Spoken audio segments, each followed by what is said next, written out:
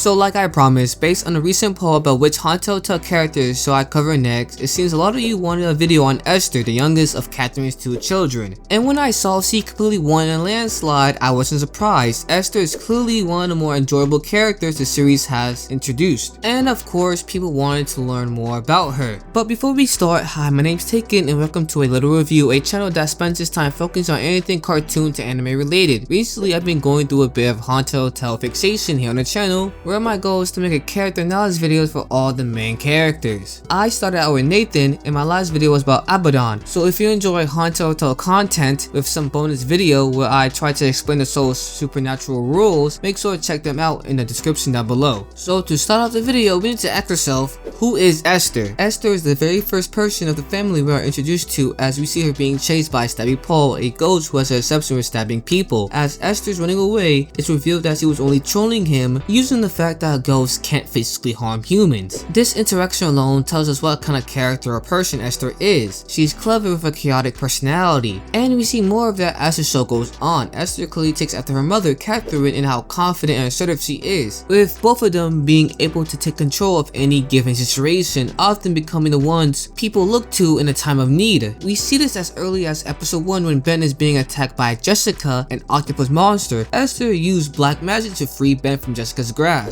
In my last Haunted Hotel video, I talked about how versatile humans can actually be in this world. As I mentioned before, Esther is one of 2 humans who possess some level of supernatural control. While Esmeralda seems to have psychic or supernatural abilities, Esther relies on black magic and her deep knowledge of the supernatural. Because of that knowledge, she's one of the most reliable characters when it comes to understanding the paranormal, on the same level as Abaddon, an ancient demon lord, Nathan, a ghost who often acts as the middleman between Catherine and her other ghostly residents, and even an experienced exorcist like Esmeralda. We see this when Esther effortlessly complete the ritual to use Ben as a soul conduit to communicate with the other exiled ghost of the hotel. On my first watch of Haunted Hotel, I was most infatuated with Esther because she reminds me of Mabel and Louise, 2 characters who share a lot of traits that I see in her. Esther has Louise's chaotic energy and Mabel's childlike optimism, but beneath that brash, expressive, playful personality lies a much more depressing undertone, one that I believe the series is slowly building towards exploring. So what do I mean by that? Well, to truly understand Esther, we first need to ask ourselves, what do we actually know about her, or better yet, what do we need to know about her? And to do that, we need to take a step back and look at the Freeling family to get to our answer. As of right now, we only know surface level details like how Catherine moved herself and her 2 children to New York to run the Undervale Hotel, a place she inherited after her late brother Nathan passed. The reason I bring this up in regards to Esther is because a big move like this is bound to have some major impact on a child like her. For better or for worse, the idea of leaving behind what you're familiar with to step into something completely different is inherently terrifying, because you're facing the unknown. Throughout the series, we get small glimpses into how Esther really thinks beneath the surface level. Take episode 1 for example, when she tricks her mother into giving permission for Ben to date Annabelle, a ghost she actually wanted to grave rob. She goes on an emotional tangent explaining how her whole life Catherine has always talked about needing money and how she just wanted to help the best way she could. Yeah, I know this episode kind of played this off as a comedic moment with Esther brushing aside her own sadness, but we need to realize there's some merit to what she said for it to even make Catherine let her guard down. We know Catherine is trying to turn the hotel into a successful business for profit, and based on what Esther said, it seems like they've been struggling financially for a long time. Catherine basically sees this hotel as her last attempt to truly provide for her family as a single mother. We also have to understand that even though Esther is just a kid, she's a smart one, and kids like her are often more aware of their surroundings and their family struggles than we tend to give them credit for. And this is something Esther has an uphill battle against. We see how she wants to be treated with more respect, but because of her age, the people around her often doubt her, not out of disrespect, but out of love and concern. We see this clearly in episode 2 where Catherine has a problem with Esther befriending a troublesome ghost by the name of Phoebe. The main plot of the episode focuses on how much Catherine doesn't want Esther spending her time with this ghost, but rather with kids and humans around her age. She tries to uncover Phoebe's unfinished business so that Esther won't be able to hang out with her anymore. During the episode, we get a somber moment between Esther and Catherine where it's revealed that Esther actually was reluctant to move to the Undervale Hotel in the first place. Moments like this are where I believe the series truly shine, allowing us to better understand these characters. Not much is known about the family's social life prior to the big move, but focus on on Esther, it's apparent that she tries to make an effort to form new friendships, whether with the ghost at the haunted hotel or students at her new school. In episode 5, we see this when Esther tries to become more popular by giving out these roly fluffs, small pocket-sized monsters she found near the hotel. However, this backfires when the creatures end up brainwashing and taking over the entire school. The point is, as Esther later explains to Heather, one of her classmates who eventually becomes her friend, the only reason she even handed them out in the first place was to make it easier to connect with the other students at the school. Heather responds by saying she thought she and Esther were already friends. At the time, this statement clearly meant a lot to Esther.